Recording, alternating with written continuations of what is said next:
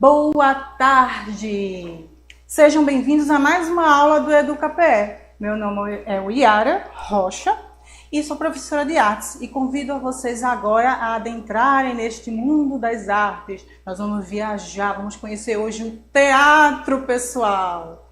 Pense numa viagem boa que a gente vai fazer. A gente vai começar pensando em como é que eram as primeiras representações. Imagem na tela. Vamos lá. Representar, né? O teatro, ele surgiu na humanidade. Isso é um fato histórico, tá? Mas qual foi o papel dele na sociedade, na cultura de vários lugares, regiões e épocas? Então a gente vai ver aqui que para representar é necessário uma coisa muito importante chamada ator. Então os atores, eles representam, ou seja, eles tornam presentes os gestos e as ações de um personagem, que podem ser pessoas, animais ou objetos. Então, algo muito interessante que tem que ter, além do ator, né, são os elementos do teatro, que a gente precisa para ter o teatro, para o teatro acontecer, ok? Vamos lá, observando aqui. Para se fazer uma peça teatral, não necessariamente tem que ser no teatro, no caso, o espaço construído. Não necessariamente. Você vai ver durante as nossas aulas que o teatro pode ser feito ao ar livre, pode ser feito em carroças, enfim. Vamos lá. Então, os elementos básicos da linguagem teatral a gente vai conhecer agora. Um deles a gente já falou, que é o ator. Sem um ator, não acontece o teatro. O teatro, ele tem que ter o ator para representar, como a gente já viu. E nós temos também o espaço cênico, que eu já falei, que não necessariamente precisa ser um espaço construído. Mas aí a gente tem como um exemplo de espaço cênico o nosso querido, amado Teatro Santa Isabel. O Teatro Santa Isabel, ele está localizado na Praça da República, que faz parte do conjunto arquitetônico daquele local. E é um espaço que foi feito em 1850. E ele está lá, até hoje. E ele é o espaço onde os atores, eles apresentam suas peças teatrais, certo? Outro elemento importante é o público. Sem o público, o ator vai representar para quem? Se não tiver para quem representar. É que nem o professor e o estudante. Né? O ator é para o professor, assim como o público é para o estudante. Então, é necessário nessa comunicação e é necessário esses elementos para que aconteça o teatro. Tá? Voltando aqui mais para a tela, a gente observa que o público ele está espalhado nesse teatro. Esse é o interior do Teatro Santa Isabel. Para quem nunca entrou, a oportunidade, existem várias oportunidades. E aí a gente tem um local lindo, né? Ele é todo recoberto com veludo vermelho, né? Com carpete vermelho. Você tem o palco de frente, embaixo o local da plateia, né? E na lateral você vai ter os camarotes. Eu, quando era pequena, quando entrava nesse lugar, parecia que era uma princesa, uma rainha. Isso era maravilhoso, eu me sentia a própria, tá? Mas, enfim, tem que ter esses três: ator, espaço cênico e público para que aconteça o teatro, tá bom? Mas, na realidade, as representações já acontecem há muitos e muitos anos atrás, certo? As primeiras representações, elas foram feitas pelos nossos ancestrais. E hoje a gente tem uma representatividade dessa ancestralidade nas tribos indígenas, tanto aqui no Brasil como fora do nosso país. Então, os nossos antepassados sentiam a necessidade de representar para expressar suas emoções, a fim de se comunicar com os deuses e com os outros em rituais e celebrações. Então, do lado direito, a gente está vendo um grupo de indígenas papuas da Nova Guiné. Eles estão utilizando uma máscara feita de barro. Estão segurando algumas lanças e arco e flecha. Esses rituais fazem parte da cultura lá da África, do povo da Nova Guiné. Do lado esquerdo, nós temos um ritual também acontecendo da tribo Pancararu, que é uma das tribos que fazem parte dos indígenas do nosso estado, lá em Brejo dos Padres, em Tacaratu. Então, eles estão em formação, um atrás do outro, vestidos com uma indumentária feita de palha, que vai lá da cabeça até ao chão, e quando eles se movimentam, essas palhas também vão se movimentar. Então, é muito comum a gente ver tribos indígenas da nossa região fazendo representações, porque a cultura deles eles não esquecem. Eles fazem questão de permanecer com essas culturas. E, através da representação, eles aprendem mais. É uma forma dos mais novos aprenderem com os mais velhos. Isso é muito comum nessas culturas ancestrais. E não diferente acontece justamente com a gente nos dias atuais também, tá? Então, voltando para a tela, a gente vai conhecer agora o que se originou como o teatro ocidental, a partir do teatro grego. Isso vai acontecer no século V, na Grécia Antiga. Do lado direito, que vocês estão observando, nós temos o Teatro Epidauro. Ele é um anfiteatro ao ar livre, feito para 14 mil pessoas. Ele tem uma forma de semicírculo e ele está estrategicamente montado nos pés de uma montanha. Sabem por quê? Essa arquibancada, ela está contra o vento. E os atores, eles estão aqui, ó, na frente. Estão vendo aqui? Eu estou mostrando com o mousezinho. Eles estão aqui, os atores ficam aqui no palco. Então, o vento vem aqui por trás, sopra e chega aqui, levando o som, as vozes dos atores, e que reverbera, e todas as pessoas que estão na arquibancada, elas estão ouvindo. Daí a importância de se fazer silêncio total, para que todas as pessoas elas possam escutar. Se todo mundo fala ao mesmo tempo, ninguém vai conseguir ouvir direito. Então, é a necessidade do escutar. Então, local de escutar, local de ver, né? Então, a gente vai daqui a pouco entender por que eu disse isso. Mas vamos em frente. Então, o anfiteatro, ele era ao ar livre. E teria que se ter esse recurso arquitetônico para que amplificasse a voz das pessoas, dos atores, né? Do lado esquerdo, a gente continua vendo ao lado do palco. E aí a gente vai ver nesse cenário o local de cada ator ou de cada situação que acontece dentro do teatro grego. E aí a gente tem o palco, né, que é esse tablado que está logo aí, apontado por essa setinha, e temos o proscênio. O que é proscênio? Proscênio é que vem antes da cena. Então é justamente nesse alinhamento, na beira do palco, que os atores se juntam no final, por exemplo, para agradecer, né, as palmas que o pessoal que está na arquibancada vai começar a bater as palmas, né, para justamente se gostaram da peça. Também, se não gostassem da peça, eles paravam a peça, faziam zoadas e protestavam e paravam a peça. Era desse jeito, tá? Do lado direito a gente tem os juízes. Quem eram os juízes? Os juízes eram pessoas importantes, porque na realidade haviam festivais de teatro lá na Grécia Antiga. Esses festivais duravam semanas.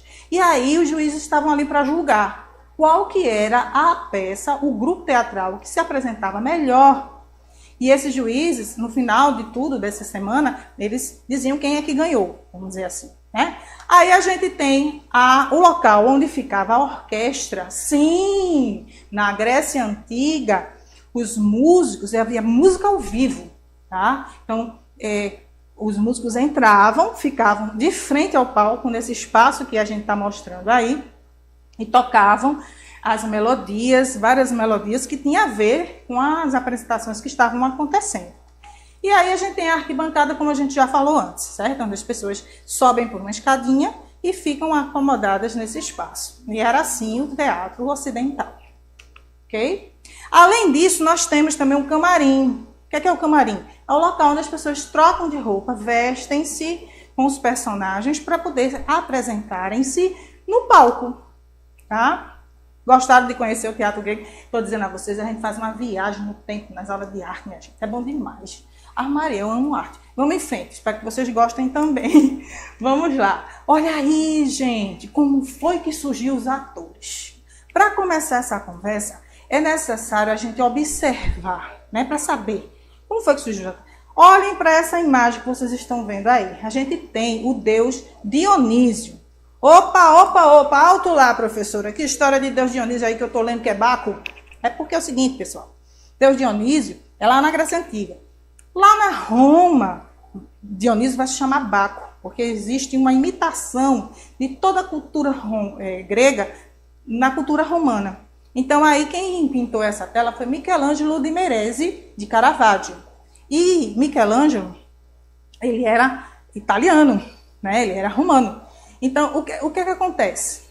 Ele vai representar. E a gente tem o Baco aí sentado no divã, com uma taça de vinho na mão. Na sua cabeça tem uma coroa, justamente com as folhas do pé da uva, né? E aí ele está com o rostinho meio avermelhado. Significa que ele está meio assim... Ele está ligeiramente bêbado, né? Os olhos dele estão bem assim, estão fechadinhos.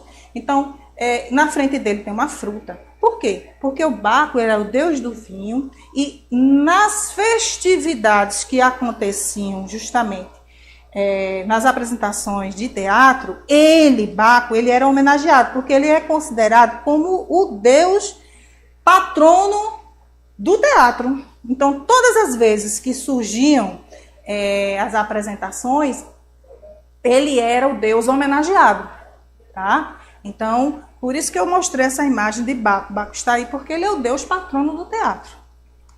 E aí, a palavra teatro quer dizer local de onde se vai para ver. Vocês observaram que nas imagens anteriores, né, como a gente viu anteriormente, as arquibancadas estavam em um local bem propício para que as pessoas pudessem ver e ouvir também, tá? Voltando aqui.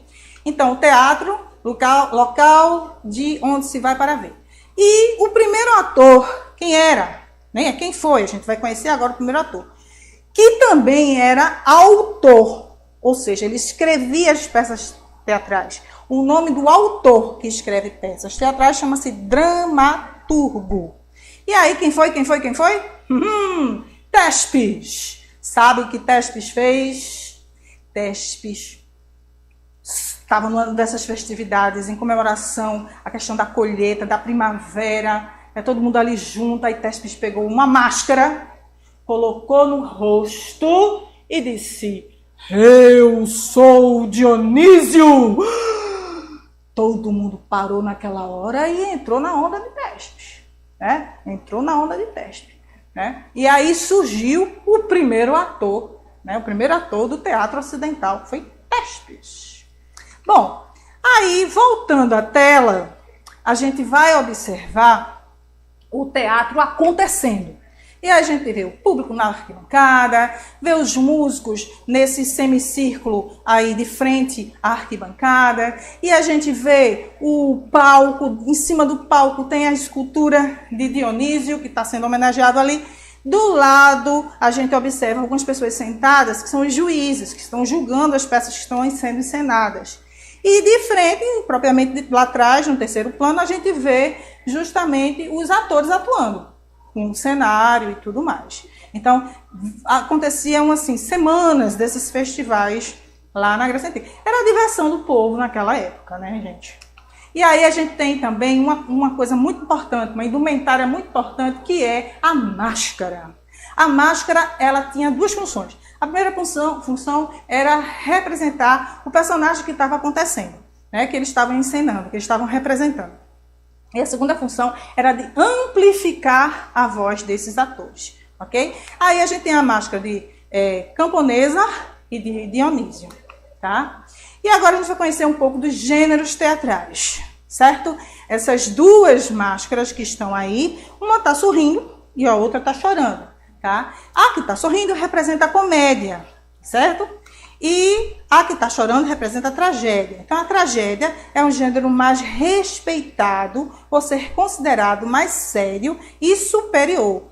Tratava de temas religiosos e do conflito entre os grandes heróis e heroínas, como as leis divinas e o destino. Tá? Tem a tragédia, no caso a comédia, que era considerada menos nobre e tratava de assuntos cotidianos. Os autores gregos se escreviam para divertir os espectadores com situações ridículas que se referiam ao comportamento de políticos e pessoas importantes da sociedade.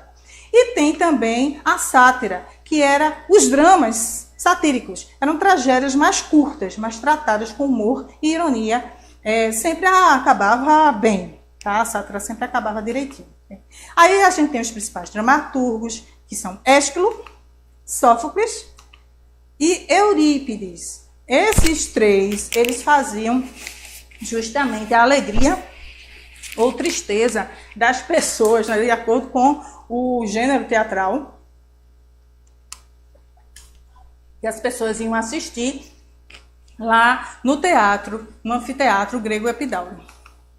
Aí, nós vamos agora avançar um pouquinho, vai dar um pulo, né? E aí vamos para a Commedia dell'arte, que é o teatro italiano, feito no século V e século XVI, né? Tem a característica de um teatro popular. A criação era coletiva, cheia de improvisações, as peças tratavam de questões amorosas que iam se complicando em função das tramóias, mentiras e mal-entendidos que provocavam gargalhadas no público. Eram ao ar livre, também, nas feiras, muitas vezes nas feiras, sobre o tablado de feiras nas praças das cidades. E aí a gente tem Arlequim, nós temos Pantaleão, são os personagens, Capitão, Polichinelo, Colombina. Esses repetiam-se histórias envolvendo eles, né? Sempre trazendo alegria às pessoas. A comédia, como o próprio nome já diz, Commedia dell'arte era uma comédia mais popular, ok? Mas também existiu neste período, que é o período do Renascimento, né? Tanto o teatro anterior, a Commedia dell'arte, como o teatro elizabetano fazem parte do período do Renascimento. A gente tem o teatro da Inglaterra, que aconteceu em 1558 a 1603, e temos como principal dramaturgo, aquele que escreve peças teatrais, é William Shakespeare. William Shakespeare, ele vai fazer muito o trágico cômico, que era uma das características do teatro inglês. A linguagem que mistura o verso mais refinado à prosa mais descontraída. O teatro inglês, ele era feito para a Rainha Elizabeth. A Rainha Elizabeth, ela frequentava esses espaços, né? E, além dela, a corte. Todos iam lá assistir às peças teatrais que eram visualizadas. Então, os comerciantes, a corte em si. Então, a rainha ficava justamente nos camarotes e o público ficava embaixo e assistia. E as tragédias, uma das tragédias mais conhecidas, né? Volta lá a tela, por favor. Nós temos o Romeu e a Julieta. William Shakespeare vai fazer muitas peças. Ele vai fazer dramas históricos, ele vai fazer justamente as comédias e tragédias, como a gente tem Romeu e Julieta. Aí tem Hamlet, né? Que é aquele cara, que é aquele personagem que faz assim: ser ou não ser, eis a questão. Ele bota um crânio na mão e começa: ser ou não ser, eis a questão. Então, é a pergunta que se faz nesse momento, né? Então, existe também o teatro de marionetes, tá? Na realidade, é o teatro de bonecos. No teatro de bonecos é dividido o teatro de marionetes, fantoches, sombras e de manipulação direta, ok?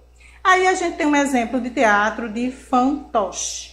Qual a diferença? No teatro de fantoche a gente veste a mão e os dedos começam a movimentar, que seriam relativos aí à boca desses bichinhos, né? Então, eu queria que vocês visualizassem aqui agora. Eu tenho alguns exemplos aqui do teatro de fantoche. Então, a gente vai aqui, ó, botar...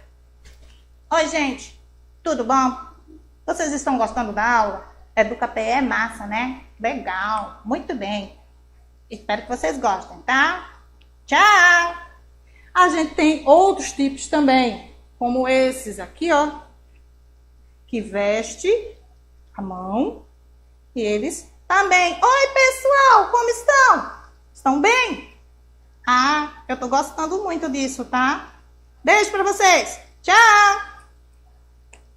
Então, voltando aqui à tela, vamos ter o teatro de bonecos de uma forma geral. Eles divertem pessoas de todas as idades, são feitos de vários materiais, contam diversas histórias. É uma forma de arte muito antiga, presente no imaginário infantil e também de muitos adultos. Aí eu queria mostrar a vocês agora a companhia Trux, do Teatro de Bonecos São Paulo. Eles representam os bonecos de manipulação direta. Esses bonecos, eles entram em cena juntamente com os atores. Eles ficam vestidos de preto para que em destaque fiquem só os bonequinhos. E aí, às vezes, acontece de 2 ou 3 pessoas manipularem apenas um boneco.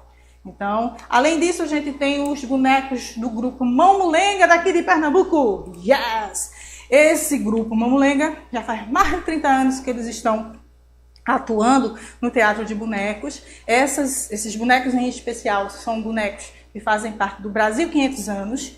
E esses bonecos, eles são manipulados justamente por os artistas Fátima Caio, Fábio Caio, Marcondes Lima e Carla Denise, que fazem parte do grupo de bonecos de manipulação. Aí a gente tem o teatro de marionetes, que a diferença o teatro de marionetes, ele tem fios nas extremidades.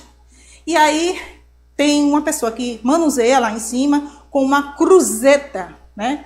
Então essa cruzeta, ela que faz o movimento acontecer dos personagens. E geralmente são feitos de madeira, de tecidos e, no caso, os fios. Na primeira imagem do lado esquerdo, a gente tem a National Marionette Theatre, que fica em Praga, na República Tcheca. E eles estão apresentando uma peça teatral de teatro de marionetes. Do lado direito, a gente tem, visualizando, né, o títere, né, que é a pessoa que mexe com o teatro de marionetes, manuseando ele lá, ok? E temos também o teatro de marionetes, que é do grupo Yukiza.